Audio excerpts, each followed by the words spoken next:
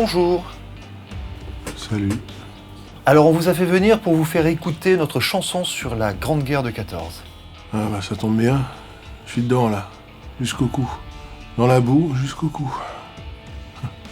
Une chanson sur les tranchées, vous dites? Ça doit pas être ambiance bal musette, votre truc. Écoutons ça pour voir. Allez, c'est parti.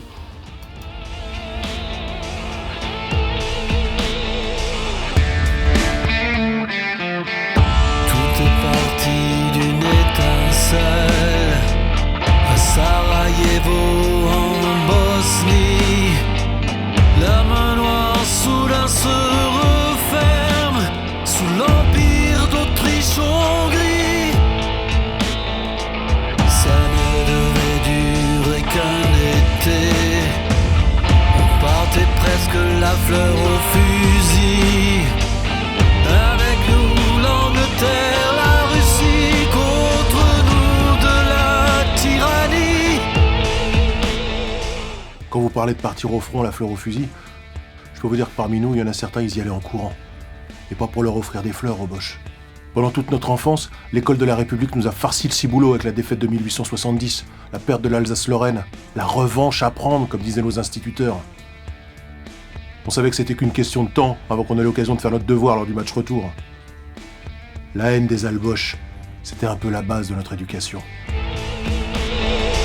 C'était parti pour 4 ans de guerre. Loin de nos pères, nos sœurs, nos frères. On a longuement lassé nos fiancés. Mais personne ne pouvait penser.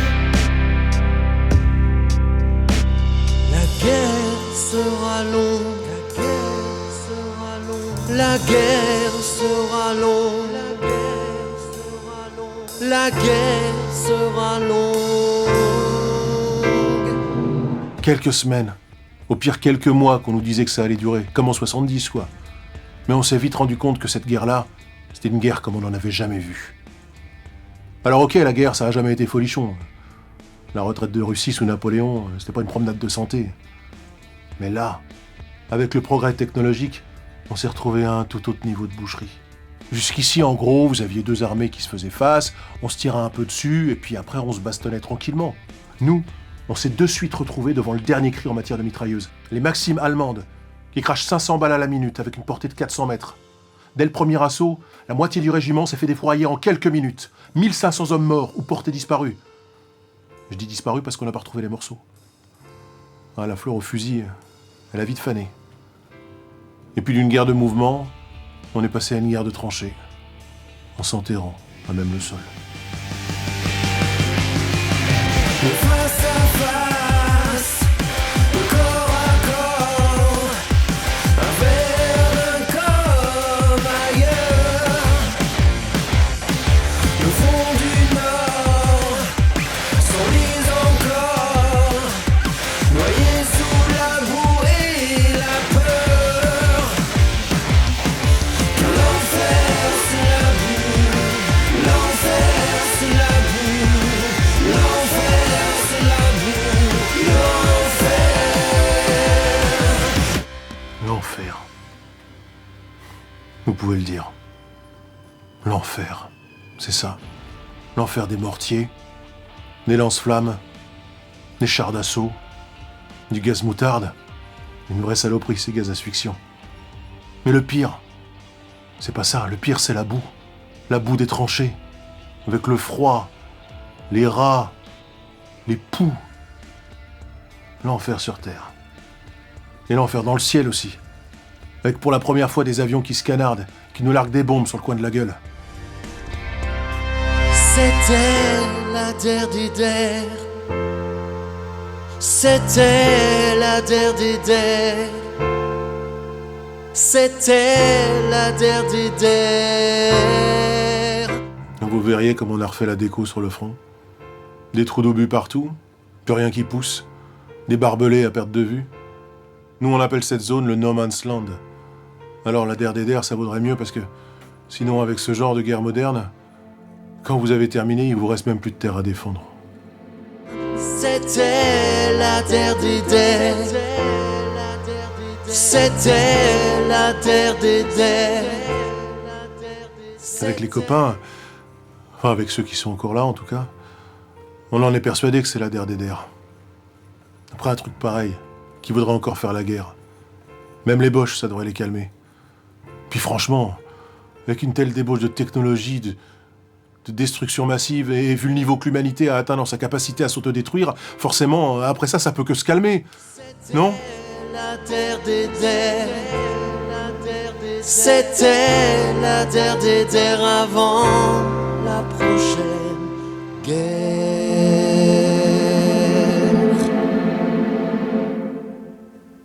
Avant la prochaine guerre ? Et merde.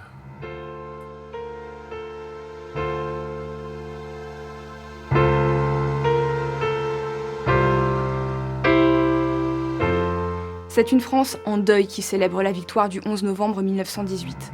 Le bilan est terrifiant. La France est le pays qui a proportionnellement eu le plus de victimes. 1,4 million de morts, soit 10% de la population masculine. C'est un tiers des 18-22 ans qui ont été tués. C'est en contemplant les longues listes des victimes gravées sur les monuments aux morts de chaque village de France que l'on prend conscience de l'amertume de la victoire et du désastre que représentent 4 années de conflit. La France est saignée à blanc et en portera à jamais les terribles stigmates. Les anciens combattants sont hantés par des images terribles, mais ils ont repoussé une invasion et ont défendu une frontière. Ce qui distingue le poilu, c'est peut-être qu'il fut le plus ordinaire et le plus humain des soldats jetés dans la guerre la plus inhumaine. L'ancien poilu, l'écrivain Maurice Genevoix, écrit « Ce que nous avons fait, c'est plus qu'on ne pouvait demander à des hommes, mais nous l'avons fait. » Creuse des tranchées, enterre-toi sous les obus durant des mois, à l'assaut d'une colline ou d'un bois mort, que l'on prend, que l'on perd, que l'on prend encore.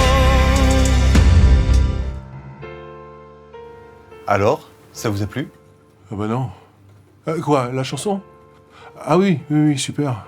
Par contre, la guerre, coup-ci, coup-ça. Hein. Alors, franchement, faut éviter. Bon ben, bon courage pour la suite en tout cas.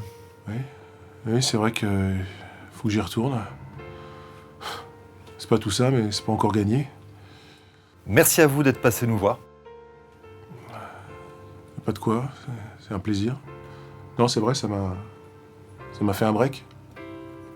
Vous n'avez rien d'autre à me faire écouter? Ah bah non. Ok. Alors on va y aller. J'y vais. Au revoir. Adieu. C'était la terre des terres. C'était la terre des terres. C'était la terre des terres. C'était la terre des terres avant la prochaine guerre.